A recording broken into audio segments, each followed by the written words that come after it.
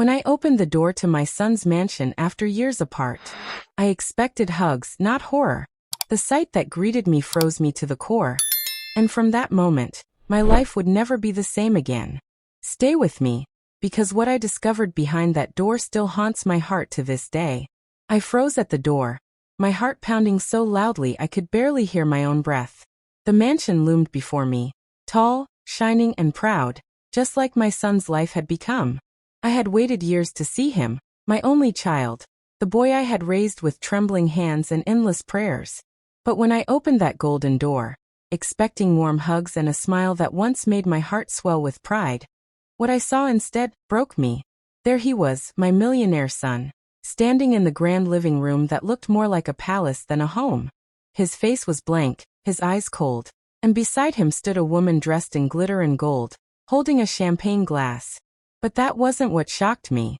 What truly shattered me was the frail old woman sitting quietly by the corner, cleaning the floor with her trembling hands.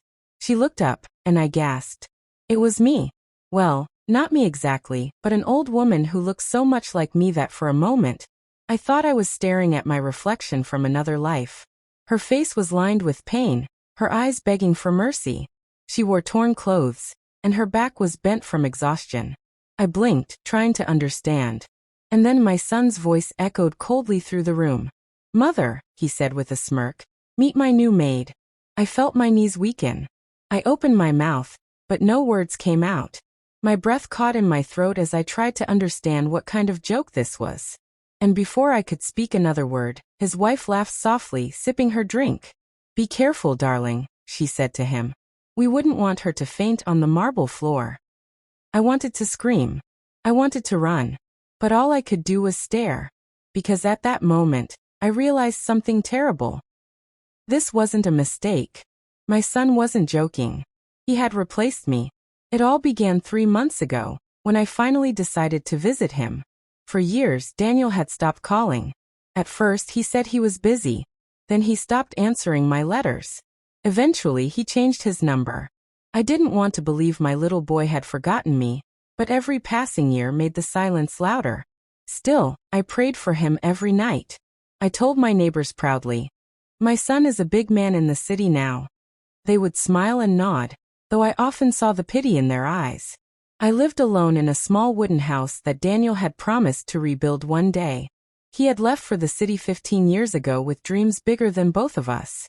I gave him everything I had, my savings, my jewelry, even the land my late husband left me, just to help him start his company. And it worked. Daniel became a millionaire. I saw him once on TV, wearing a sharp suit, surrounded by flashing cameras. My heart swelled with pride. That was my son, my Daniel. But as the years passed, I began to wonder if he ever thought about me. So when I fell sick that year and the doctor told me I shouldn't be living alone anymore, I made up my mind. I would go see my son. I told myself it was just a visit. But deep down, I hoped he would ask me to stay. I packed my small suitcase with my best dress and the old picture of him holding his first bicycle. I carried some groundnuts I had roasted that morning. He used to love them when he was a boy. He'll smile when he tastes them again. I whispered to myself. The journey was long. I took 2 buses and a taxi before the driver finally stopped in front of a mansion with tall gates and guards dressed in black. I almost thought I was in the wrong place. But then I saw the sign on the gate. Daniel White Residence. My heart leapt. I smiled proudly and walked up to the gate. "Good afternoon, sir." I greeted the guard politely. "I'm Daniel's mother. I came to see my son." The guard looked at me, puzzled. "His mother?" "Yes," I said, smiling wider. "Please tell him Mama Rose is here." He frowned and made a quick call. I stood there patiently, clutching my bag close to my chest. After a while he nodded and said, "You can go in, ma'am." As the gates opened, I felt tears fill my eyes. I couldn't believe it. After all these years, I was finally going to see my boy again. I imagined his face lighting up when he saw me. Maybe he would run to hug me like he did when he was little. Maybe he would cry too. But the moment I stepped into that house, the warmth I had imagined disappeared. The marble floors were cold. The air smelled of perfume and money. A tall woman with sharp eyes looked me up and down, her lips curling slightly. Yes. Can I help you? She asked in a voice that made me shrink. I'm Daniel's mother, I said softly. I came to see him. Her eyes widened slightly. Then she turned toward the staircase. Daniel, someone's here for you. I heard footsteps. Heavy and confident. And when I looked up, I saw him. My Daniel. My boy. But he didn't smile. He didn't run to hug me. He just stared, as if he was seeing a stranger. Mother, he said finally, his voice calm but distant. You should have called first. I froze. I'm sorry, son. I didn't know your number anymore. I just wanted to see you. It's been so long. He sighed, rubbing his forehead. You shouldn't have come without notice. Things are different now. Different? What did that mean? I tried to smile, pretending not to notice the coldness in his tone. I brought you some roasted groundnuts. You used to love them when you were small. I reached into my bag, but his wife's laughter stopped me. Oh, Daniel, she said, almost mocking. She brought you peanuts? The word stung. Peanuts. Not groundnuts. Not love. Just something cheap and laughable. Daniel didn't say anything. He just looked at his wife and then at me. Mother, he said quietly. You look tired. Maybe you should rest for a while. I'll have the maid bring you something. I nodded slowly, not wanting to cause trouble. But when he turned and called out, Grace, come here. And I saw the frail old woman walk out from the kitchen, my breath caught. Because she looked so much like me that for a moment, I thought I was seeing my ghost. And when he said the words, Mother, meet my new maid, my heart cracked in two. I tried to speak, but my voice trembled. Daniel, why? He didn't answer. He just turned away, pretending to be busy. His wife whispered something in his ear, and they both laughed. I felt invisible, like a shadow in my own child's home. The maid Grace walked up to me slowly. Her eyes were kind, though filled with fear. Come with me, ma'am, she said softly. I'll show you to the guest room. I followed her quietly, holding back tears. The house was beautiful, but it felt cold, like a heart that had forgotten how to love. As I reached the guest room, Grace turned to me and whispered, I'm sorry for what just happened. You remind me of someone. I nodded weakly. Yes, I whispered. You remind me of someone too. That night, I couldn't sleep. I kept thinking about my son. The little boy who used to sleep beside me when thunder scared him, who used to hold my hand and say, Mama, I'll make you proud one day. What had happened to that boy? And then, just as I began to drift off, I heard voices outside my door. Daniel's voice. His wife's voice. And what I heard next made my blood run cold. Why did you let her in? His wife hissed. We agreed she would never come here. I didn't know she'd show up like this, Daniel said. She's just an old woman. She'll leave soon. Make sure she does, the woman replied sharply. Before anyone finds out who she really is. Before anyone finds out who she really is? My heart pounded. What did she mean by that? What secret were they hiding? I didn't know it then, but what I was about to discover the next morning would change everything. I didn't sleep a wink that night. The words I'd overheard kept echoing in my mind. Before anyone finds out who she really is. What could that mean? I was just his mother. What were they hiding? I lay there in the big, soft bed that felt too fancy for me, staring at the ceiling until the sun slowly peeked through the curtains. My heart was heavy, but my mind was clear. I had to find out the truth. Something wasn't right in that house. When I stepped out of the room, the smell of eggs and bacon filled the air. I smiled weakly, hoping maybe things would be different in the morning. Maybe Daniel would come to his senses. Maybe we could sit together like old times and talk about life. But when I entered the dining room, my smile faded.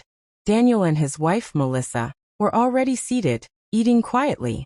The table was filled with all kinds of food, toast, fruits, and shiny silver plates. But there was only one chair left, far away from them. Like I didn't belong at the same table. Good morning, I said softly. Daniel barely looked up. Morning, Mother. I trust you slept well. I did, I lied. It's nice to see you both. Melissa smiled, but it wasn't a kind smile. We didn't expect you, you know. Daniel's schedule is very tight. You should have told us before coming. I forced a small laugh. I didn't want to bother you. I just wanted to see my son. Daniel finally met my eyes, but there was no warmth in them. You've seen me now, haven't you? He said quietly, cutting into his food. His words stung like a slap. I felt a lump rise in my throat, but I held it back. I made your favorite, I said softly, taking the small bag of roasted groundnuts from my pocket. I thought maybe. Melissa interrupted with a scoff. Daniel doesn't eat that kind of food anymore. He's on a strict diet. I looked at her, then at my son. He didn't correct her. He didn't even look up. Something inside me broke a little more. To hide my tears, I sat down quietly at the far end of the table. Grace, the maid who looked like me, walked in carrying a tray. She gave me a soft, pitiful glance as she served coffee. Thank you, I whispered to her. She nodded gently and went back toward the kitchen. Melissa stood up and straightened her silk dress. Daniel, we have that meeting in an hour. Don't be late. Then she turned to me. Mrs. White, or should I say Mama Rose? Please make yourself comfortable, but don't touch anything. Everything here is expensive. Her words cut deep, but I stayed silent. When they finally left, I let out a long, shaky breath.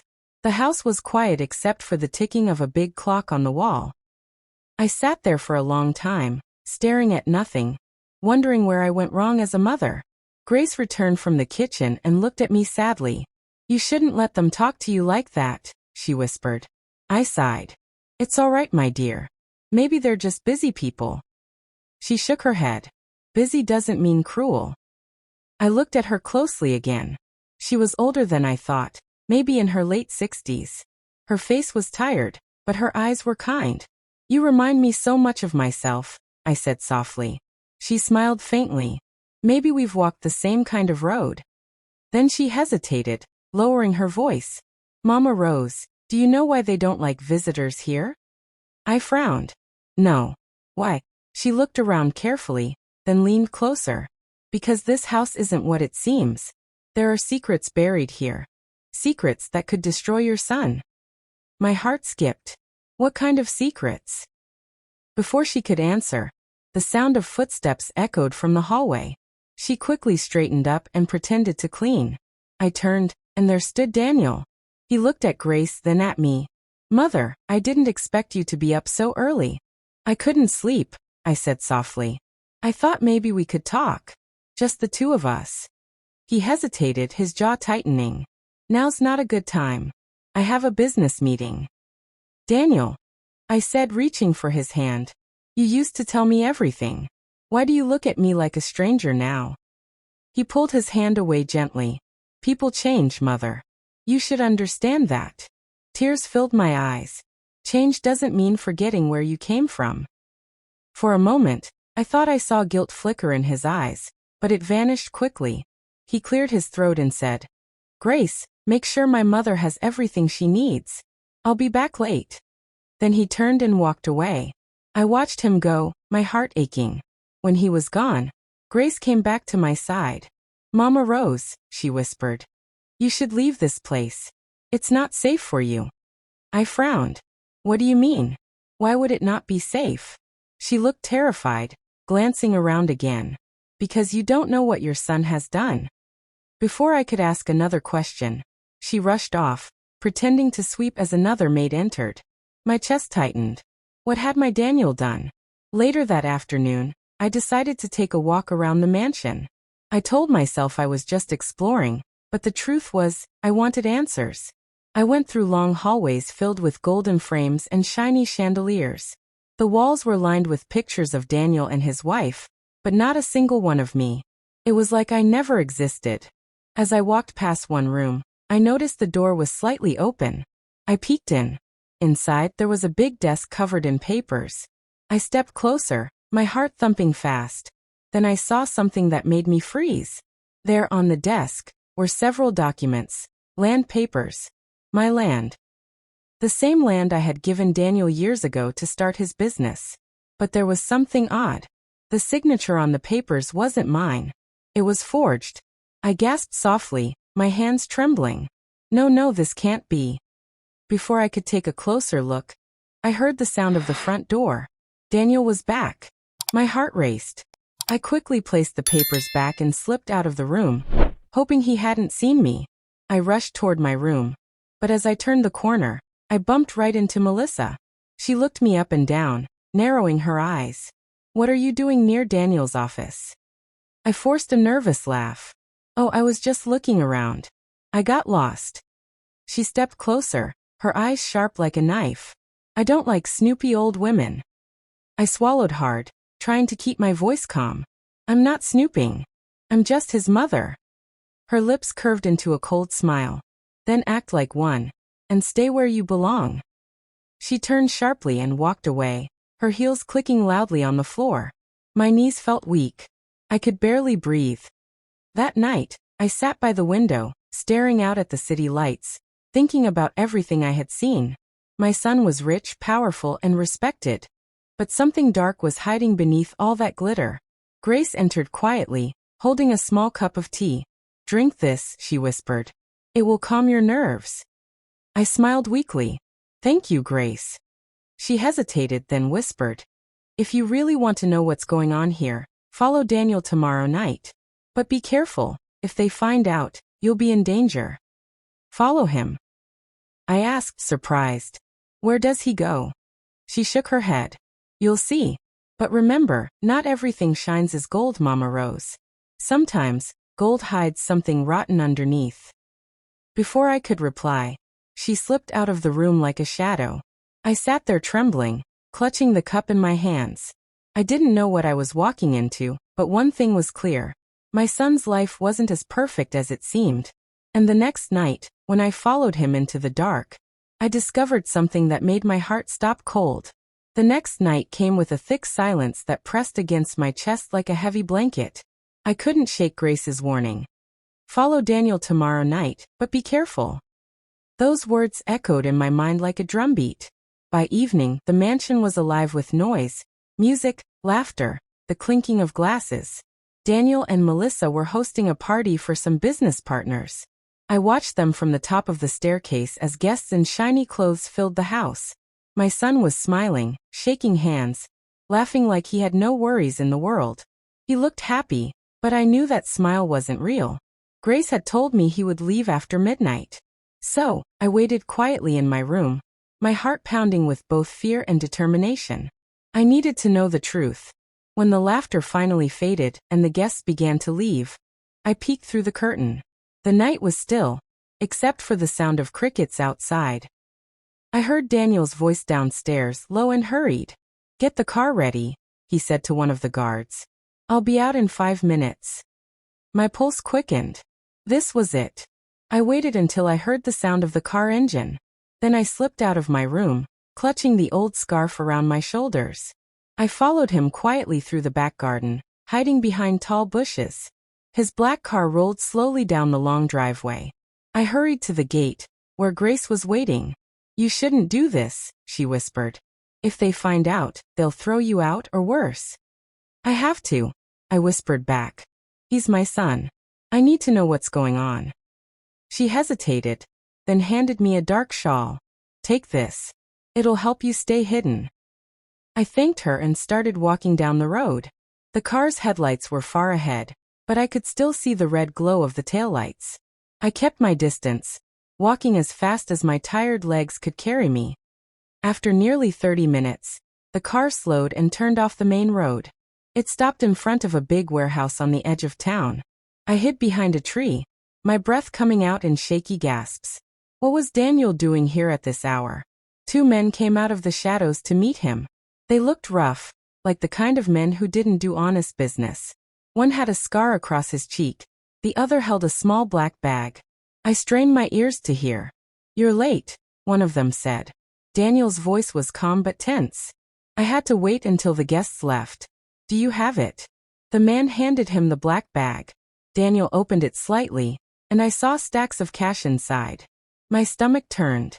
"That's only half," the man said. "You'll get the rest when the deal is done." "I told you to handle it quietly," Daniel snapped. "No one can find out about this."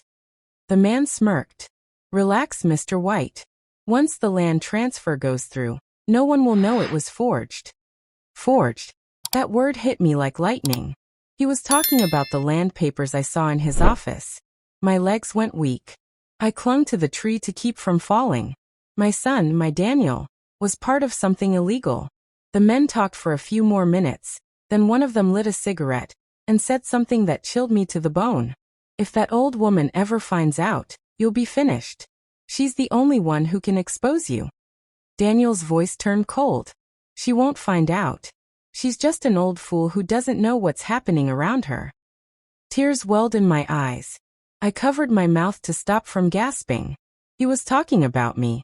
I wanted to run out and scream. Daniel, how could you say that about your own mother? But something in his voice stopped me. Still, the man continued. What if she talks? She's in your house, isn't she? There was a short silence. Then Daniel said the words that froze my heart completely. If she becomes a problem, I'll handle it. I felt my blood run cold. My son, the little boy who once held my hand on rainy nights, was talking about handling me, like I was just another obstacle in his way. I stumbled back, tears streaming down my face.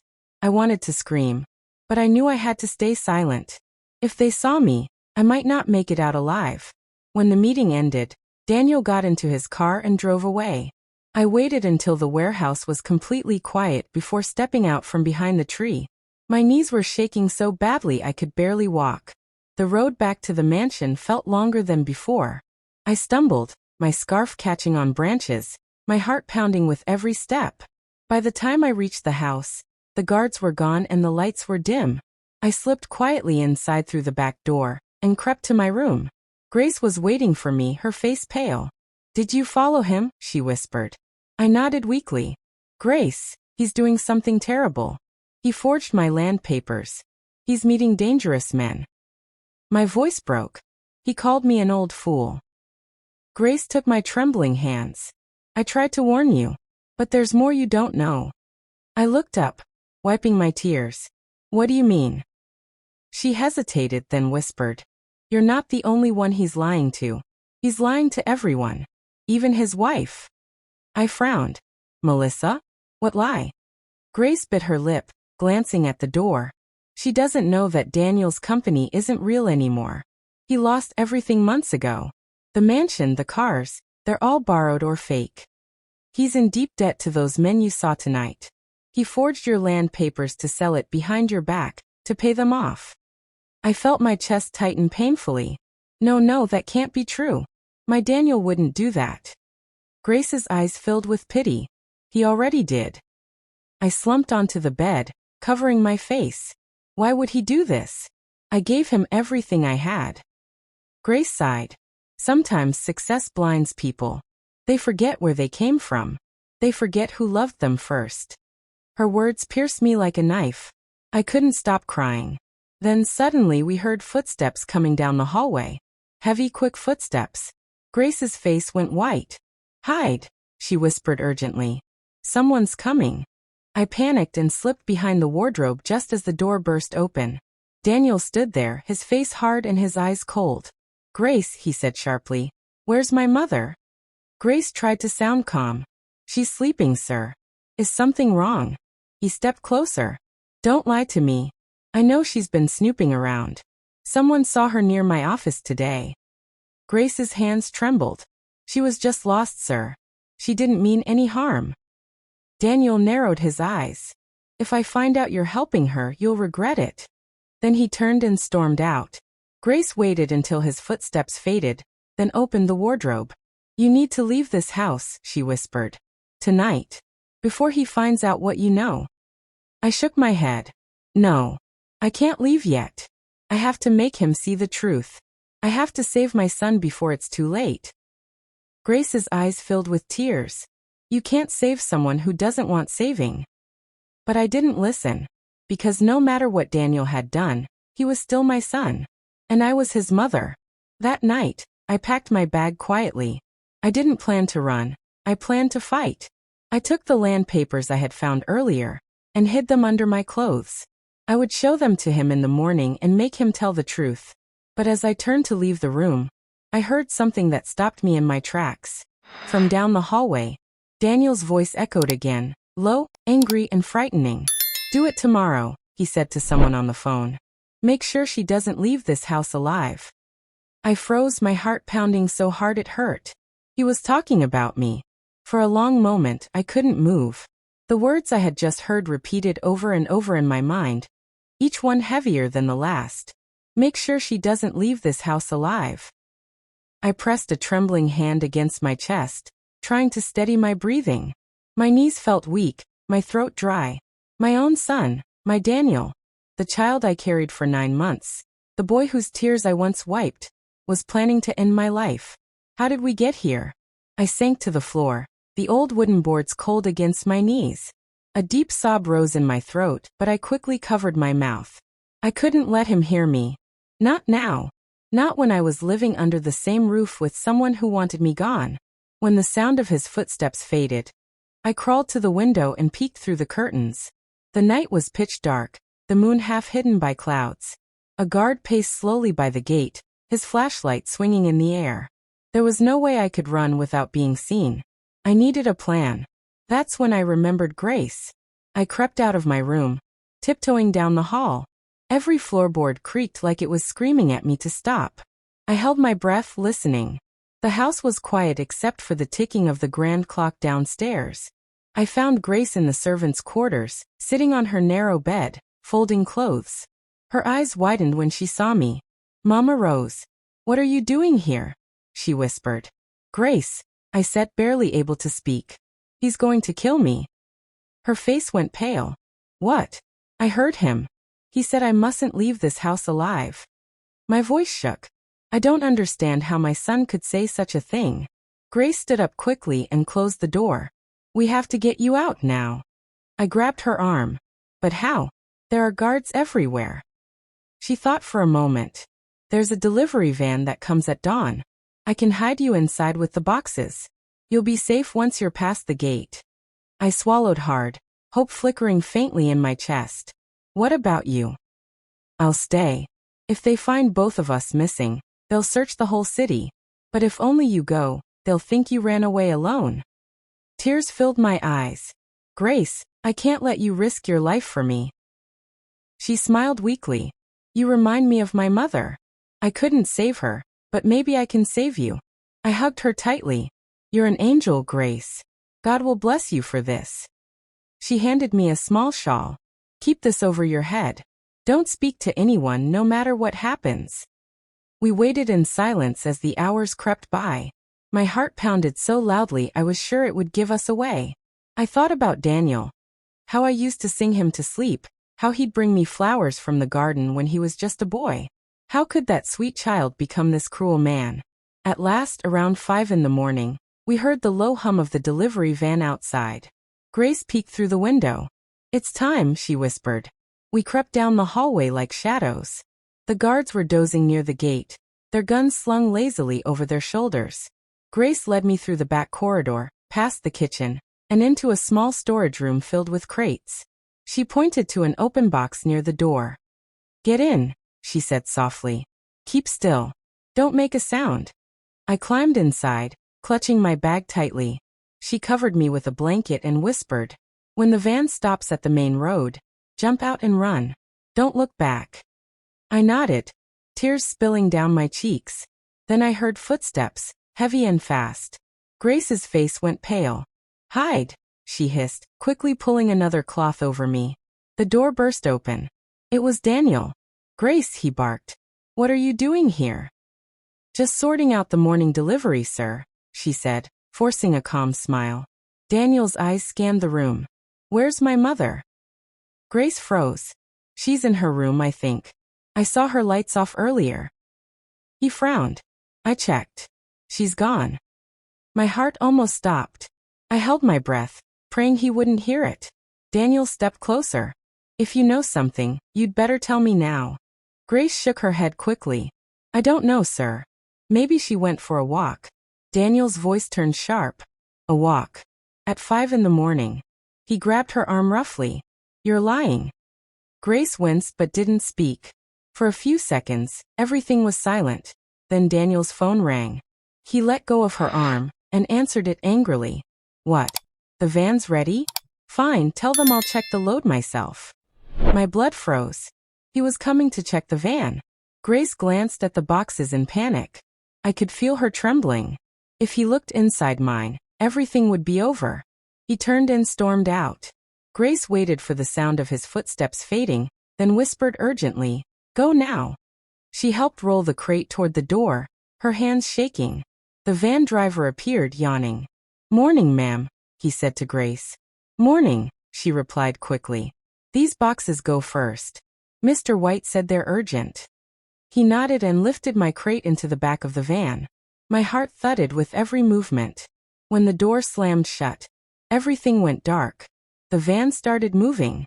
I held my breath until we passed through the gate. Then I finally allowed myself to breathe again. Tears of relief streamed down my face. I was free, but my relief didn't last long. About 15 minutes later, the van stopped suddenly. I heard voices outside, angry, shouting voices. "What's going on?" a man yelled. Then I heard Daniel's voice. "Check every box." No. He must have realized I was missing and chased after the van. The back doors swung open. Light flooded in. I squeezed my eyes shut, pretending to be nothing but cloth. I felt rough hands grab the blanket covering me. "What's this?" a guard muttered. Then a deep voice said, "Wait, that's her." I opened my eyes. Daniel stood there, his face dark with fury. "Mother," he said coldly, "you should have stayed where you were." I shook my head, trembling. "Daniel, please let me go. You don't have to do this." He climbed into the van, closing the doors behind him. "You don't understand," he hissed. "You're ruining everything." "Everything?" I cried. "You mean your lies? Your crimes? Daniel, this isn't who you are." He looked away, his jaw tight. "It's too late. I can't stop now. They'll kill me if I fail them." "Then let them," I sobbed. "Better they kill you than you kill your own mother." He flinched, his eyes flickering with something. Pain, maybe regret, but only for a moment. Then he whispered, "I'm sorry, Mother." Before I could react, the back doors flew open again. Melissa stood there, her face pale with rage. "Daniel, what are you doing?" she shouted. He froze. "Melissa." She pointed a shaking hand at me. "You were going to kill her? Your own mother? What kind of monster are you?" Daniel's face twisted. "You don't understand. If she talks, everything will be over. We'll lose everything." Melissa's eyes filled with tears. "We already have. The company is gone. The money is gone. And now you're willing to destroy the only person who ever truly loved you." For a moment, there was only silence. Daniel stared at her, his face breaking apart with guilt and anger. Then he whispered, "I didn't want this." Suddenly, headlights appeared behind the van. 2 black cars speeding toward us. Daniel turned and swore under his breath.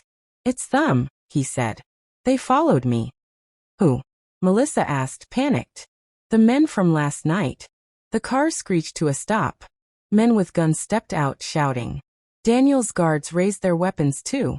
Chaos erupted around us. "Run!" Melissa screamed, grabbing my arm. But before we could move, a loud gunshot echoed through the night. Daniel stumbled, clutching his chest. "Daniel!" I screamed. He fell to his knees, blood spreading across his shirt. The look in his eyes was one I would never forget. Fear, regret, and something else, love. He reached out a shaking hand toward me. "Mother, I'm sorry." And then his hand went still. I screamed, tears pouring down my face as I held him close. "No. Daniel, please. Don't leave me like this." Melissa collapsed beside me, sobbing uncontrollably. The men ran away into the darkness as sirens wailed in the distance. Guards shouted. Lights flashed, but all I could see was my son, my boy, lying lifeless in my arms. The world went quiet. Everything I had feared came true. My son's greed had destroyed him. And as I wept over his body, one truth sank deep into my heart. Sometimes, the riches we chase end up costing us the people who truly matter. The sun was just beginning to rise when they took Daniel's body away. The golden light spread across the blood-stained road, turning everything quiet and still. I sat there on the ground, unable to move, staring at the empty spot where my son had been. The police arrived, asking questions, flashing lights, taking photos, but their voices sounded far away. All I could hear was Daniel's last word echoing in my mind. "Mother, I'm sorry." Melissa sat beside me, her face buried in her hands, weeping softly. I reached out and held her hand. "It's not your fault, my dear," I whispered. "He lost himself a long time ago." She shook her head. "He was just so desperate, Mama Rose. After his father's death, he wanted to prove he could make you proud. The men he borrowed money from threatened him when he couldn't pay back. He said the only way to save himself was to take your wealth." I closed my eyes, tears streaming down my cheeks. And in doing so, he lost the only thing worth keeping, his soul. For days, I stayed silent. The mansion was cold, filled with echoes of laughter that would never return. Every room reminded me of the boy Daniel once was. The boy who used to sit by the fireplace and tell me he would build me a big house one day. Now the house stood tall, but empty, a tomb for broken dreams. Grace came to visit me one morning, bringing a tray of tea. Her eyes were red from crying. "Ma, I still can't believe he's gone," she whispered. I nodded slowly. "Evil never starts big, Grace. It starts small, with greed, pride, and lies. If only I had seen the signs sooner." She held my hand gently. "You did all you could. He made his choices." I looked out the window where the garden bloomed. Life, somehow, went on. The birds still sang. The flowers still opened to the morning sun. I realized then that even in the middle of loss, life doesn't stop. It waits for you to rise again. A few weeks later, I sold Daniel's mansion. The money he left behind, what was clean and untouched by his crimes, I donated to charity. I wanted his mistakes to serve some purpose, to help someone who still had a chance to choose the right path. Melissa left the country, saying she needed to start over. Before she left, she hugged me tightly. "I'll never forget you, Mama Rose," she said. "Thank you for forgiving him." I smiled faintly. "Forgiveness isn't for the dead, my child. It's for the living, so our hearts can heal." When she drove away, I felt the wind brush against my face, gentle and cool. For the first time in months, I breathed deeply, without fear, without pain. That night, I sat alone on my small porch in the countryside, where I first raised my son. The stars shone brightly above me, like the eyes of those we've lost watching over us. I held Daniel's old photo in my hand. His little boy smile stared back at me. "Rest now, my son," I whispered. "You may have lost your way, but I'll always love you." The wind rustled through the trees, and for a moment, I thought I heard his voice in it, soft, almost like a child again. "I'm sorry, Mama." I closed my eyes and let the tears fall freely. This time, they weren't tears of pain, but of release. Because I knew that even though greed had taken my son's life, love would keep his memory alive, pure, innocent, and forever mine.